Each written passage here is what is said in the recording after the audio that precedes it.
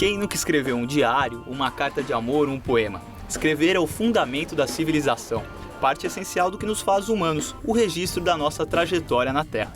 Escrever é documentar, imaginar e reinventar a vida. E recriar a vida é o desafio de qualquer imigrante que busca seu sonho fora do seu país. O Planeta Brasil de hoje está no mundo dos brasileiros escritores que moram nos Estados Unidos.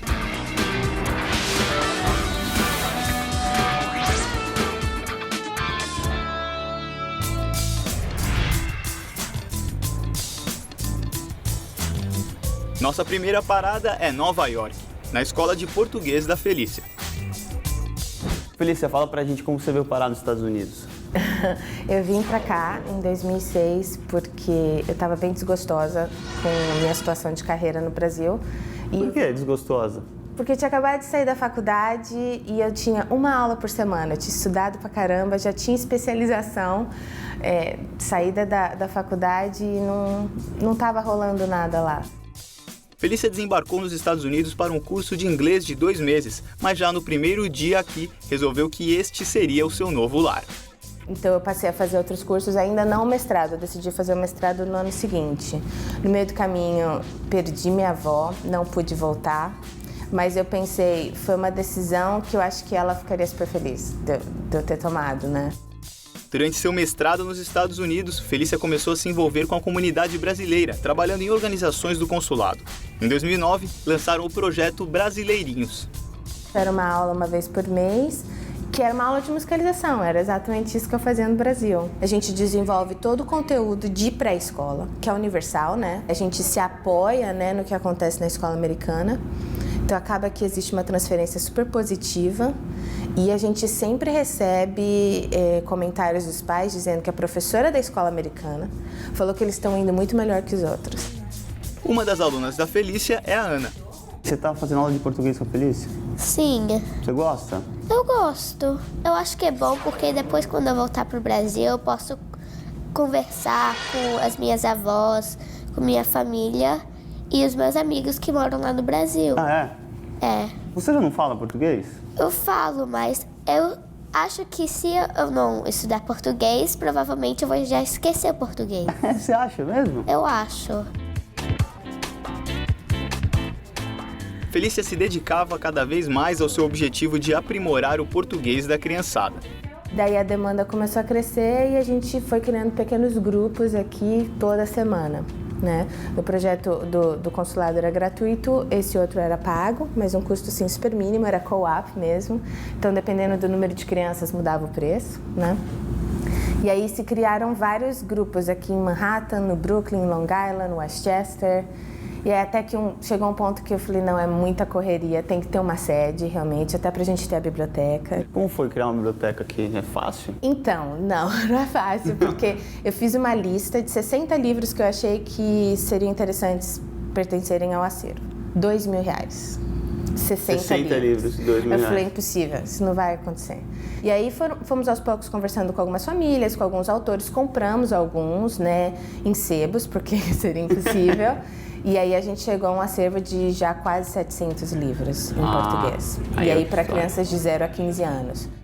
Todo mês a biblioteca destaca um escritor brasileiro para que as crianças possam conhecer melhor suas obras.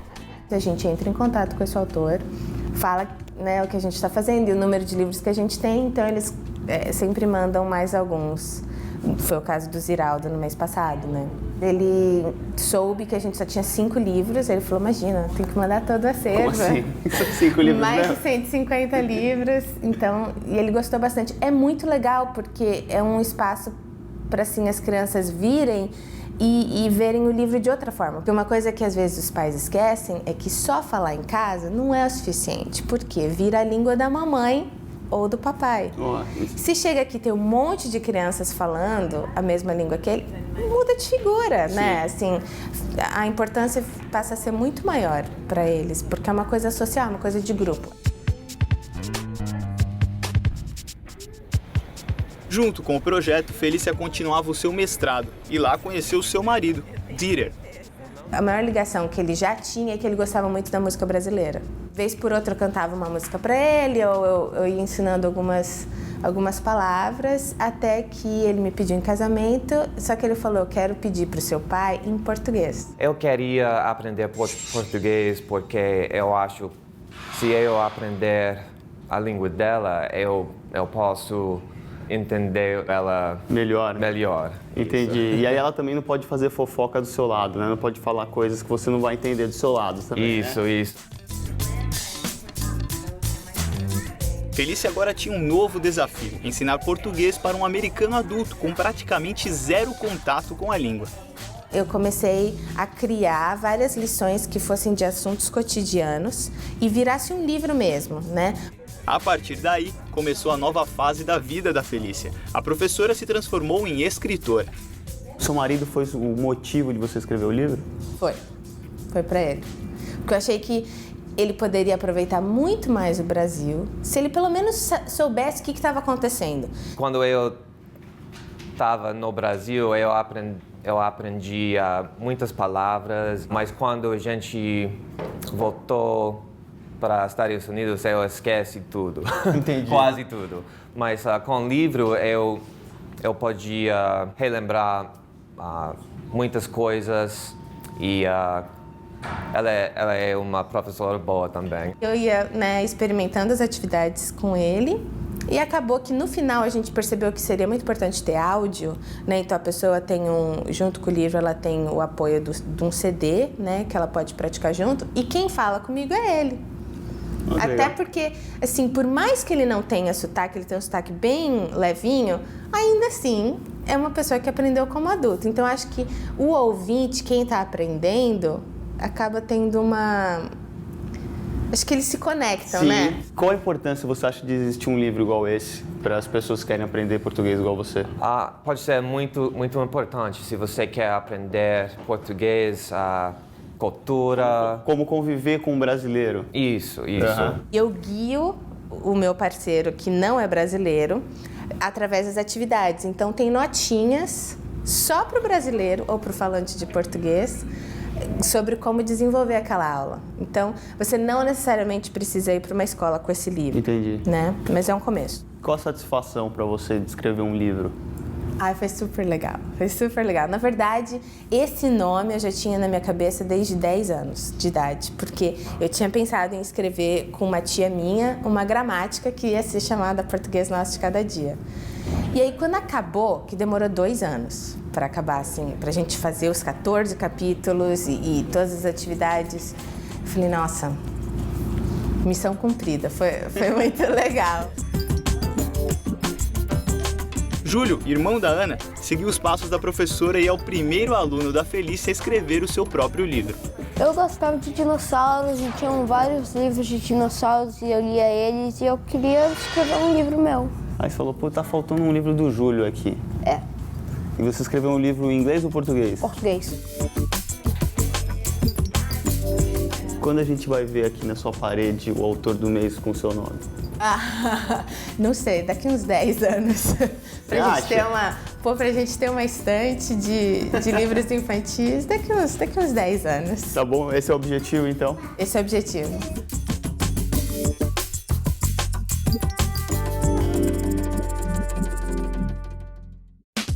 E no próximo bloco, a brasileira que transformou em poema sua vida de imigrante. Não saia daí. O poeta, ele vê um pouco além, ele vê através do coração.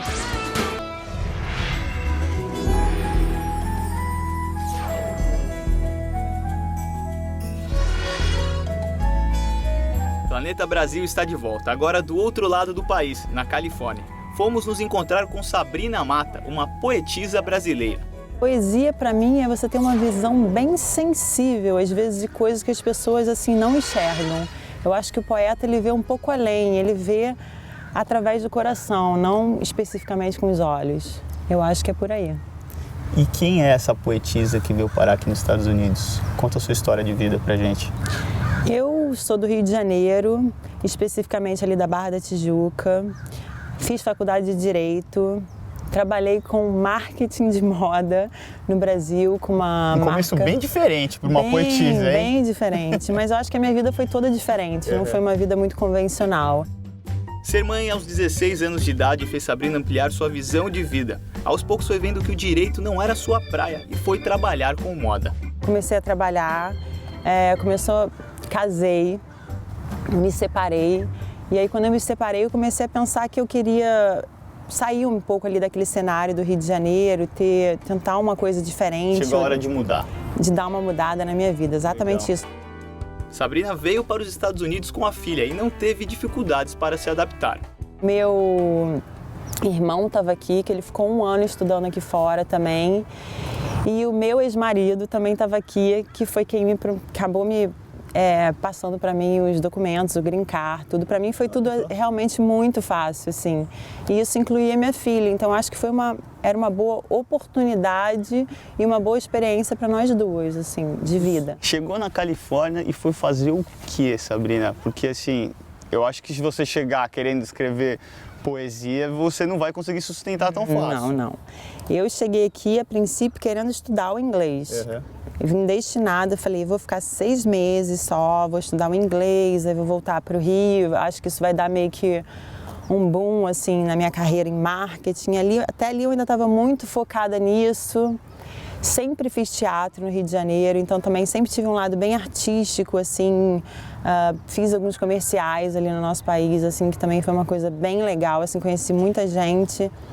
E sempre tive no beside a coisa de escrever poesia, ou então, às vezes eu escrevia para alguma amiga que queria escrever alguma coisa para o namorado e falava, ai, Sai, escreve alguma coisa para mim.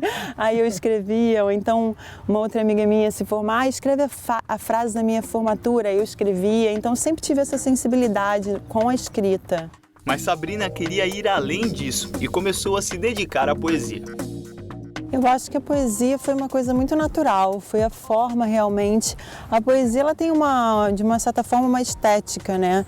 E assim, coincidentemente eu acho que ela veio assim dessa forma, minha escrita veio com essa estética poética também. E como se faz poesia? É fácil, por exemplo, no seu caso, de onde vem a inspiração, por exemplo? Eu acho que a inspiração, no meu caso, vem muito da natureza e das minhas próprias vivências. Assim, as minhas experiências de vida. A minha filha é uma inspiração diária, porque eu cresci junto com ela. Apesar de estar educando como toda mãe faz quando tem um filho, eu cresci também junto com ela. Inspiração eu já sei de onde você tira. Agora, como é para escrever na hora? Porque assim, você acha que é mais difícil do que escrever um livro qualquer? Você tem que estar ali inspirado em dobro para fazer isso, quando se trata de poesia? Você tem que estar... Eu sou uma pessoa que adora rituais. Tá. Assim, então adoro às vezes assim, estar descalça, tomar um chá verde, botar uma saia longa, assim, como se eu tivesse uma conexão comigo mesma e com o meu lado artístico. Mas tem o dia sim e o dia não, por exemplo? Tem dias que você acorda mais inspirado e que isso não necessariamente vem de alguma coisa, vem de você mesmo.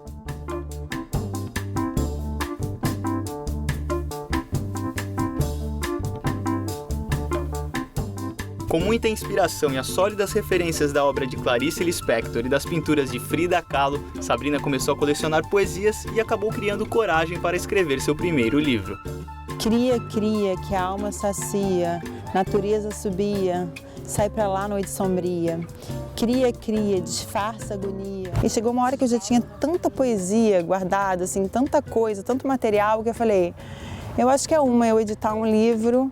E quando eu voltei para o Brasil, eu juntei as minhas pessoas e acabei lançando meu primeiro livro, assim. Então, você chegou aqui e teve esse estalo na sua cabeça? Foi meio que um estalo, assim, um impulso de...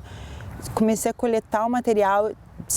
Eu acho que esse primeiro período de 6 meses eu também tive a sensibilidade de escrever mais, de compor mais, mas eu já tinha muita coisa. E aí veio, tipo assim, a pesquisa e a busca por como escrever um livro, entendeu? Você tem que buscar uma editora, você tem que juntar todo o material, você tem que levantar custos, você tem que ver até onde a coisa é viável realmente. Por que você acha que esse estalo só veio aqui e não veio no Brasil, de juntar tudo e começar a fazer a sua carreira como escritora, como poetisa? Eu acho que veio daqui porque quando a gente vem para cá, eu acho que a maioria dos brasileiros, a gente tem muitos momentos de solidão. mesmo eu tendo pessoas, as pessoas mais próximas a mim mesmas ficaram no Brasil. Então eu acho que essa coisa da gente ter os momentos de solidão e reflexão foi aí que veio para mim uma coisa do vamos montar um livro. Você tem muito material. Eu tinha quase umas 400 poesias guardadas no meu computador. Eu acho que foi daí. O livro é todo em português, com uma exceção: um poema em espanhol, em homenagem às raízes espanholas de sua família. É mais difícil publicar ou escrever um livro? Publicar, certamente. Escrever é mais fácil. Você prepara o seu material. Lógico, se você não tem um prazo, tudo, como foi o meu caso, que foi tudo assim no meu próprio tempo, eu acho que é mais fácil escrever. Na hora de publicar, você tem que ter alguém que também vai comprar a tua ideia, né? O livro foi bem recebido no Brasil, dando impulso a Sabrina para continuar escrevendo. O segundo livro de poesias já está publicado e o terceiro já está pronto. E essa coisa que mexeu com você foi mais pelo fato do amor, da paixão pela poesia, pela literatura, ou o fato de você ver um negócio ali também? Você fala assim, pô, eu acho que isso aqui pode dar certo, isso aqui pode me sustentar e eu tenho uma coisa que eu gosto de fazer. Eu acho que a princípio veio mais pela paixão, o amor à arte, a coisa de eu querer... eu vou botar meus pensamentos para fora, porque para você escrever e editar realmente um livro, você também tem que ter uma coragem. Sim. Porque ali você está mostrando as suas ideias. Algumas pessoas vão te olhar e falar, nossa, que doida, entendeu? E outras vão sentir ou então se tocar com aquilo que você escreveu. Eu acho que veio mais da paixão. Eu acho que eu não fiz muita questão financeira, não veio muito, mas vem isso é junto. consequência. Acaba, exatamente. Eu acho que algumas coisas na vida... Eu aprendi uma coisa aqui na América que eu acho muito legal, que aqui você pode trabalhar e fazer dinheiro e sonhar e fazer o seu sonho acontecer no paralelo.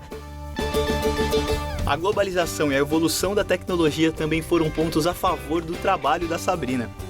A internet, assim como as mídias sociais, elas abriram uma democracia muito maior para todo mundo se apresentar, se mostrar e expor os seus próprios sentimentos. Então acho que hoje em dia o mundo está muito mais aberto para a poesia. Você pensa em escrever um livro normal, um romance, alguma coisa do tipo?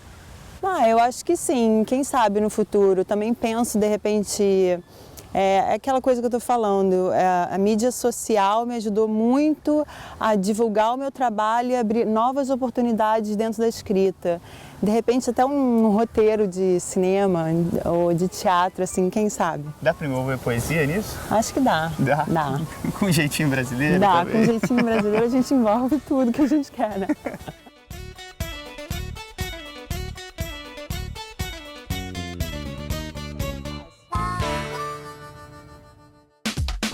E no próximo bloco, duas escritoras brasileiras que ganharam o Brasil com suas obras. É daqui a pouco. Eu sempre tinha uma história engraçada e minhas próprias clientes falavam assim, Eni, você tem que escrever um livro.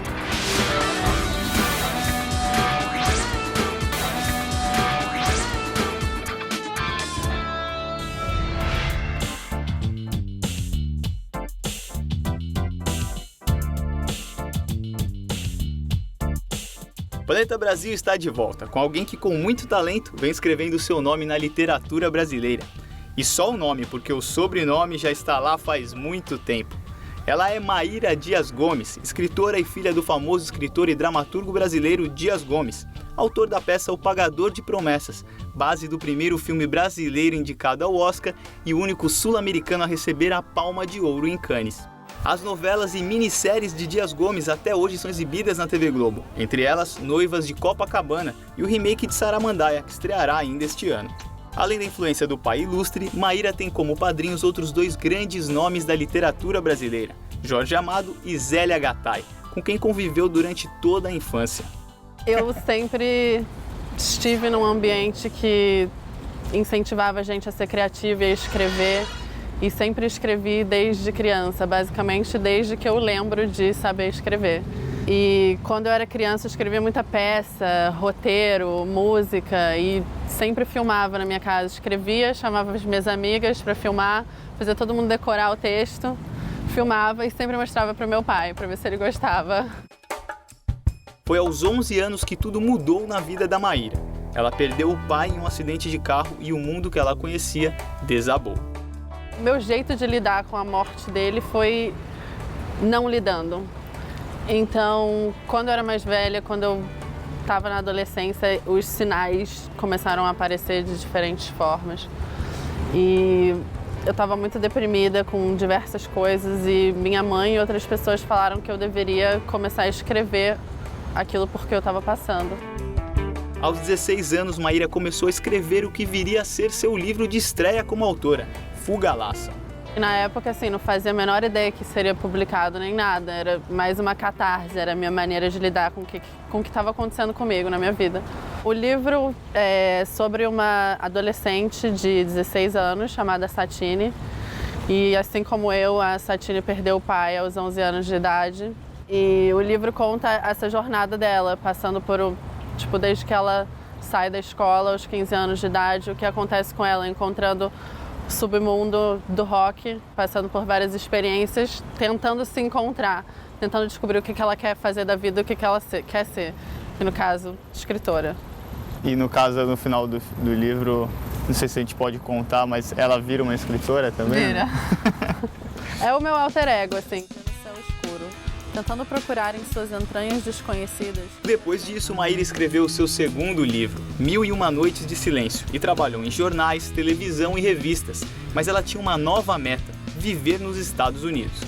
Quando eu cheguei, né, eu me apaixonei, eu não quis mais voltar para cá. Ah, é mesmo? Então quer dizer que o amor te prendeu aqui? É, eu acabei me casando e fiquei aqui. Maíra casou-se com o músico Coyote Shivers e se adaptou à vida americana mais rápido do que esperava. Não foi uma decisão muito difícil, assim, na Você verdade. acha? Porque eu sou uma pessoa muito de viver no momento e eu faço o que me faz feliz no momento. Eu continuo escrevendo aqui, eu trabalho como colaboradora, cubro cinema e música e entretenimento em geral. Lancei outro livro no meio termo também, no ano passado. O último livro que Maíra publicou é uma parceria entre ela, a mãe e a irmã, e reúne entrevistas com seu pai, Dias Gomes, em homenagem ao aniversário de 90 anos do famoso dramaturgo. Os 3 livros agora, você vê uma perspectiva para você no mercado aqui americano? Você pensa em escrever alguma coisa para cá? Penso, claro. Eu estou escrevendo meu 4º livro agora, estou quase terminando, na verdade. E esse livro se passa aqui, se passa em Hollywood e é baseado numa história daqui, num assassinato, na verdade, que ocorreu no prédio onde eu morava antes. Foi o assassinato da minha vizinha. Sério? Isso que ocorreu me inspirou a escrever uma história que é mais ou menos um suspense, é um thriller que se passa em Hollywood e eu estou escrevendo em português e em inglês. Seguindo a carreira do pai, Maíra vai construindo seu próprio nome e fazendo a sua própria história. O meu primeiro livro está sendo transformado em um filme, Fuga Laça, e vai ser a minha primeira experiência com isso. E eu quero que isso aconteça com tudo que eu escrever. Sério? Sim. E como é que tá esse Eu não posso falar muito processo? sobre ainda. Ah, tá, é segredo. Por enquanto ainda não, mas E a sua expectativa, pelo menos? grandes expectativas. Ao contrário da Maíra, que sempre quis ser escritora, vamos conhecer a história de Reni, uma depiladora brasileira de São Francisco. Depiladora em primeiro lugar, né? Olha só. E depois a escritora. Bom, uma depiladora que virou depiladora aqui nos Estados Unidos? Sim. Depiladora. Não, eu nunca depilei no Brasil. Eu só depilava quando eu tinha 13 anos, depilava minhas irmãs e eu mesma, né? E me queimava. Mas nunca fiz profissionalmente no Brasil, não. No Brasil eu era secretária. Reni trabalhava em uma empresa de cosméticos no Brasil. Durante uma crise financeira, foi demitida e usou seu fundo de garantia para vir morar nos Estados Unidos. Assim que chegou, ela se sentiu em casa. Eu fui babá, eu fui jardineira, limpei casa, tudo, né? E até que em 1986 eu conheci meu marido. Em 88 nós nos casamos e tivemos 2 filhos. E quando meu pequenininho já estava um pouquinho grande, eu resolvi entrar para a escola de beleza. E quando eu cheguei lá, é isso que eu quero fazer. Achou? Achei. Reni transformou um dos quartos dos filhos em um estúdio de depilação em casa. Eu fazia depilação normal. Certo. Aí, quando chegava na hora de as mulheres pediam o biquíni, eu falava assim, você quer que eu faça depilação cavadinha, que nós fazemos no Brasil? Ela falava, faça. Aí, na próxima vez, quando elas voltavam, elas falavam assim, meu marido gostou, dá para você fazer outra vez? Foi aí que Reni inovou e começou a fazer o Brazilian Wax. O Brazilian Wax não era conhecido, ninguém falava muito nisso. Mas como sempre tinha uma história engraçada, e minhas próprias clientes falavam assim, Reni, você tem que escrever um livro, a minha história, você tem que pôr essa minha história no livro, as coisas que acontecem com as pessoas. Eu falava, não sei escrever, eu não sou escritora, onde eu vou escrever um livro em inglês? Inglês é minha segunda linguagem. Não, você tem que fazer. Então, sabe, é muita insistência, eu comecei. Reni se empolgou com a ideia e procurou pessoas para ajudá-la a escrever suas histórias. 3 clientes escritoras ajudaram no processo, mas Reni precisava de uma revisora para apurar o texto em inglês e uma editora para publicar o livro. Aí a pessoa vinha para entrevistar comigo e eu falava assim, uma coisa que eu tenho que falar para você é que eu tenho uma palavra que esse livro, eu tenho que ter nesse livro, é a alma do meu livro. Ela falou, qual é a palavra? Aí a perereca em inglês, né? Ela falou assim, pega esse material todo e joga no lixo, porque você nunca vai conseguir escrever um livro aqui nesse país com essa palavra. Aí, sabe, eu chorei, aí no outro dia eu levantei. Mas sabe aquela coisa assim que eu sempre tive aquela certeza dentro de mim que eu podia escrever, que eu confiava que eu sabia fazer isso, que eu ia conseguir fazer. Então o que eu fiz? Eu contratei uma impressora e eles imprimem o livro e distribuem para você.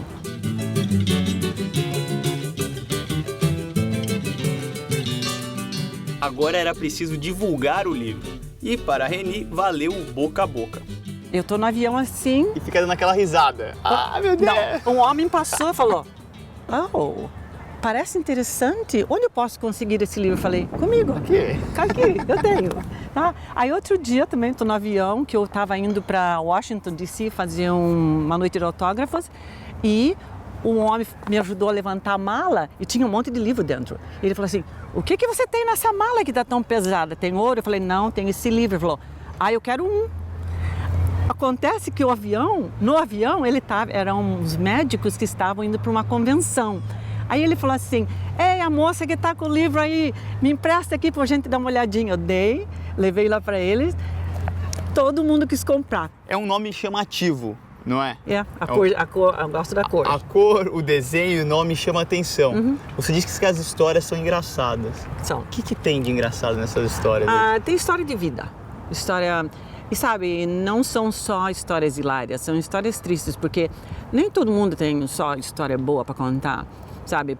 Eu acho que é devido a essa intimidade do tratamento. A pessoa vem, sabe, tira a roupa, ela deita lá, ela confia em você para contar tudo para você. E tem muita gente que chega e desabafa, sabe? Você não é só uma depiladora, você é uma terapeuta. Eu vou conversar com o Reni Ryan. Venha pra cá.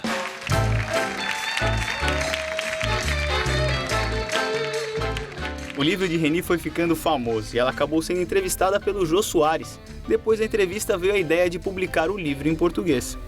Eu adicionei muito mais coisa nesse livro, eu melhorei as histórias, eu falei tudo mesmo, porque eu estava com medo, no inglês não podia falar tudo. Então esse aqui é sem censura. Esse aí tá sem censura. É o jeitinho brasileiro mesmo. Tá bem mais completo.